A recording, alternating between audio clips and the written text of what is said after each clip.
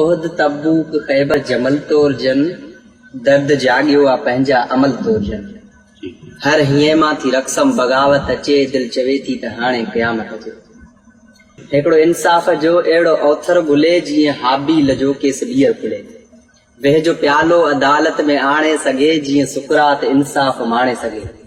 तुर्त अमली मुकाफ़ात लिखजी अचे ताज कंदन जो ईसा जो छिकजी अचे मुनसफ़ीअ जे अदा में कलंदर अचे कोन लश्कर सां ॿीहर सिकंदर अचे इक़्तदारी विलहवटन खे परखे वढियूं कीअं धारा जूं औरंग अखियूं कढियूं दर्द मुजरिम खां सगजो भराए ॾे शम्स तबरेज़ जी खल वराए ॾे खुद सिरेजी अमानत खे अॻिते करे वक़्त ऐं हालतुनि जा बदलतो जन ओहद तबूक खैबर जमलतो जन नसुल जे पीढ़ जा मज़हबी रंग जा घिंड जिन जिन हथन सां वॻा जंग जा कोई तारीख़ जो और जणतोर जे जंहिं बि तोरियो इहो तोर जणतोर जे कंहिं बि ज़ालिम जो नालो वॼे छो पियो को बि चर्चल फुलनि ते खॼे छो पियो बेउसूली हवालनि जी छो थी वणे का बि तहज़ीब हिटलर खे छो थी ॼणे बेउसूली हवालनि जी छो थी वणे का बि तहज़ीब हिटलर खे छो थी ॼणे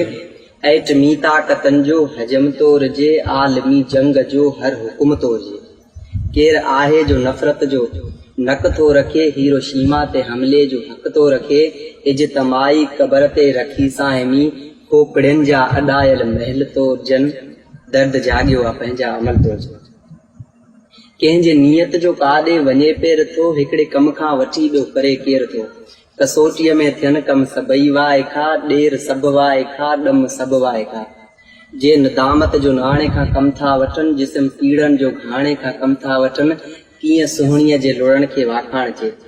कीअं सुहिणीअ जे लुड़ण खे वाखाण जे छो न चक जे मथां सां मीयाण जे रोज़ साज़िश में बीजल जी सिल हुजे छो न सूरठ जे वर जो कतुल धोइजे जैसी एहसास धनवान धारण सिखे जैसी इंसान माणीअ सां मारण सिखे सम्झ पंहिंजे जो पासो वराए ईअं जीअं जिदत जे हेठां क़दामत अचे हर हीअं मां थी रक़सम बग़ावत अचे साख डार्विन जे वाहे पेजी खणी ज़िंदगीअ जा सभई नज़रिया तोड़जनि जीअं मज़लूम क़ौमनि जो घुरियो तुरे साहिमीअ में ॿ क़ौमी नज़रियो तुरे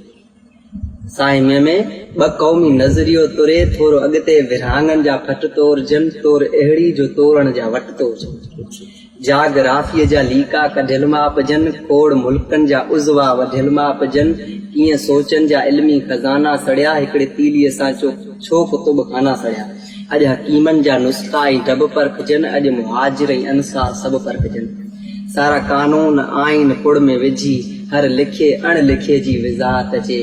दिल चवे थी त हाणे क़यामत अचे दिल चवे थी त हाणे क़यामत अचे जी